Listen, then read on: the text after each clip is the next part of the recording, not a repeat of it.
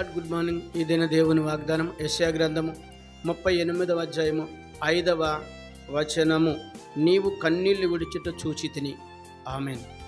దేవునికి ప్రియ సహోదరి సహోదరుడా, ఆ దినము హిజ్కియా మరణకరమైన రోగముతో ఉన్నప్పుడు ఆయన తనకు వినిపించిన ఆ యొక్క వార్తను బట్టి తను నిరాశ చెందలేదు, కానీ కన్నీరు విడిచి ప్రార్థించినప్పుడు దేవుడు తనకు అధికాయుస్సునిచ్చి ఆశీర్వదించి ఉండగా హిజ్కియా కన్నీళ్లను చూచిన దేవుడు, ఈ దినం నీ కన్నీటిని చూస్తున్నానని, నీ కన్నీటి ప్రార్థన వింటున్నాను.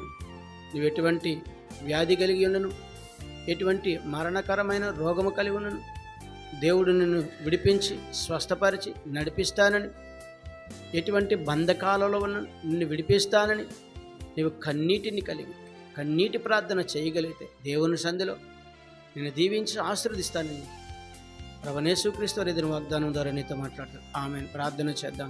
సకలాశీర్వచనములకు కారణభూతుడైన యేసు ప్రభువా, నీ ఘనమైన నామానికి స్తుతులు స్తోత్రాలు, నీ సుందరమైన నామానికి లెక్కలేని వందనాలు. ఈ దిన వాగ్దానం చూసిన వాగ్దానం చదివిన ప్రతిబడిను దీవించండి, ఆశీర్వదించండి. యేసుక్రీస్తు పరిశుద్ధమైన నామంలో అడిగి వేడుకొంచున్నాను పరమ తండ్రి. ఆమేన్.